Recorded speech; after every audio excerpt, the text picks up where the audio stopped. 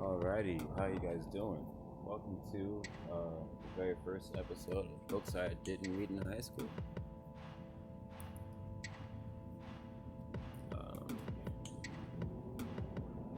That's backwards, huh? Oh well.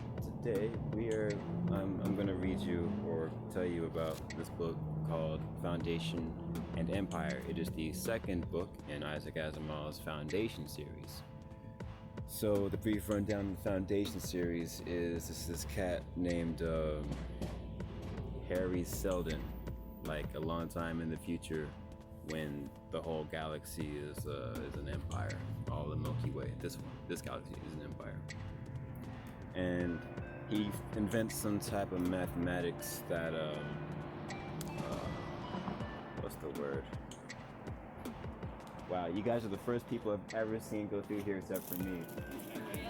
Yeah. It's a type of mathematics that uses billions and billions of people's, what's the word, psychic information of the way that their brains work, and turns it into data points that can be used to tell the future. So this guy, Harry Seldon, can tell the future through science.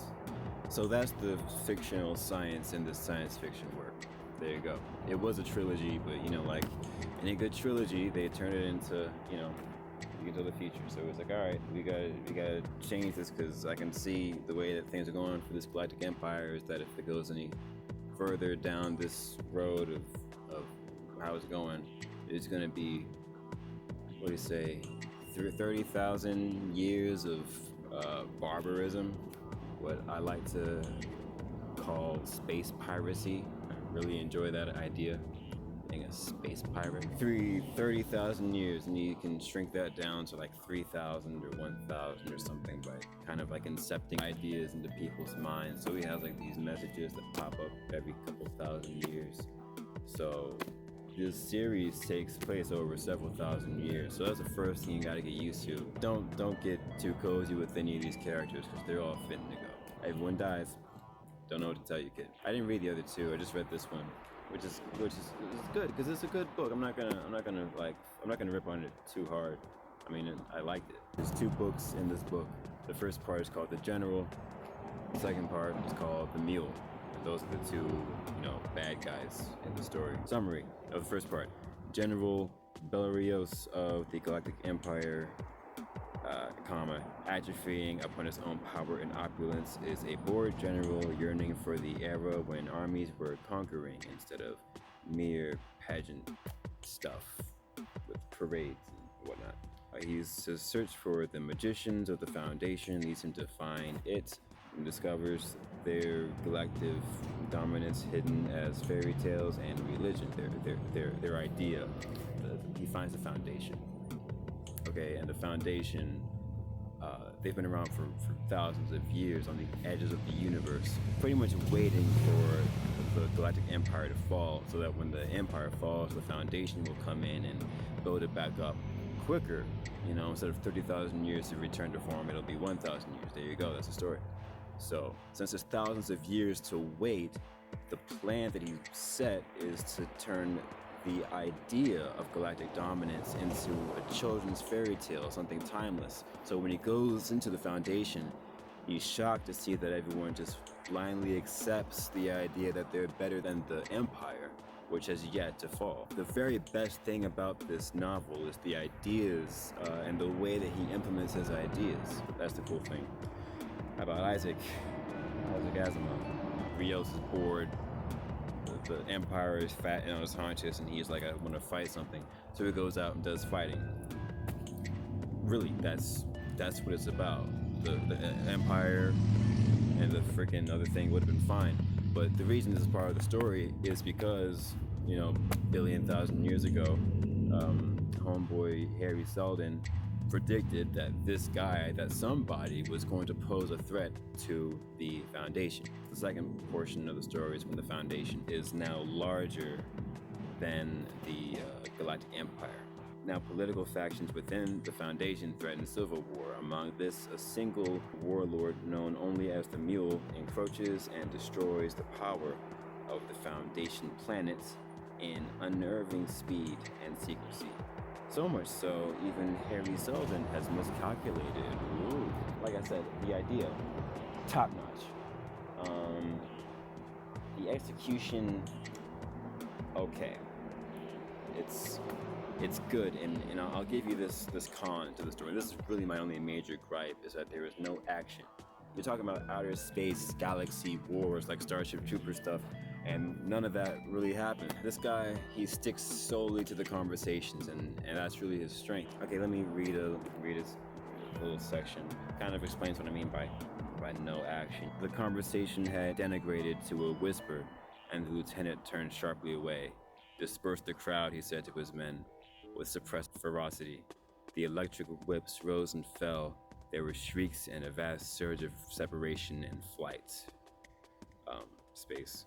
Torin, the guy, interrupted his reverie only once on their way back to the hangar. He said almost to himself, Galaxy Bay, what a time I had. I was so scared. The idea is that one sentence I was like, rose and fell. There was a lot of stuff that happened with he's like, I'm not gonna, essentially he said to himself, I'm not gonna describe that crap. Everyone left. What else do you wanna know? I don't know. How they left?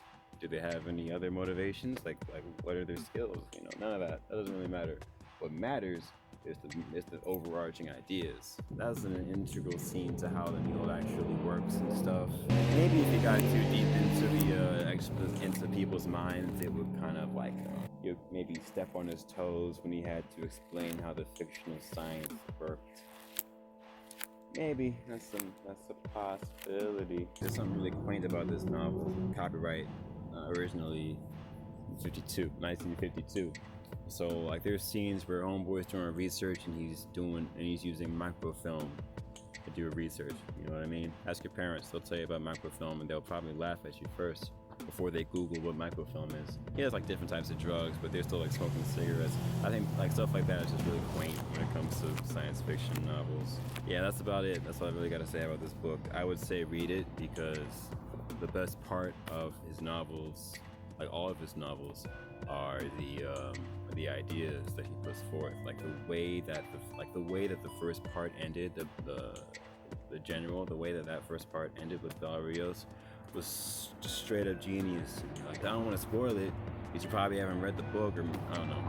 You probably have, but you were like, oh, I wonder what other people think. Who really reads book before they read a classic like Asimov, right? The way the first part ended was just like outstanding. It was so right.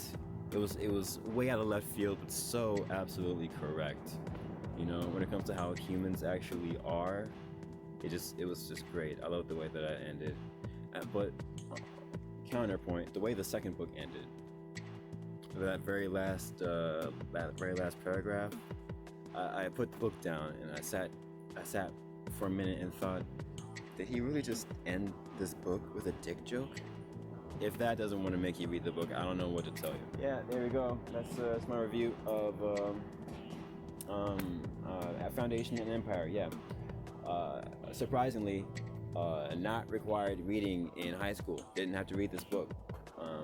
But we're gonna be going through a bunch of other books that I've read or was supposed to read in high school. So here's the thing, like when I was a teenager, I really had no idea how humans behaved. I didn't know what normal behavior in a human interaction, what a human life was about, much less my own. What I'm learning more and more as I read novels is something about the way that people are in these books that I think that the people who run humanities courses want us to understand and make wiser choices because of it. But at 16, I was simply not able to understand that. And I'm not saying other people wouldn't be able to understand it. I know for sure I wouldn't have been able to understand it. Some kids grow up real quick. I bloom so late, you may as well call me a dud. That's what it is. I'm gonna kind of come at these from this perspective, saying, okay, after all this time of like actually seeing how humans behave, looking back at these books that I was supposed to read in high school or Any book. Really, it's gonna be whatever book I'm reading. I'm gonna be looking at it and trying to figure out like, why did they want us to read this? What were we supposed to get? Why is it a great book? What is it really saying? How am I supposed to behave differently after this? You know what I mean? It's not like these are non-fiction books. They give you lists, reasons, and stuff, tactics to perform in your own life. These are books where you're supposed to watch the story and understand how these people are. All right, well, that's it. Thanks, kids. I'll get at you. What am I gonna do next? I think I'm gonna do some Dostoevsky short stories next, and that's gonna be weird. Cause hey man, it's just weird, yo. Alrighty, that's that.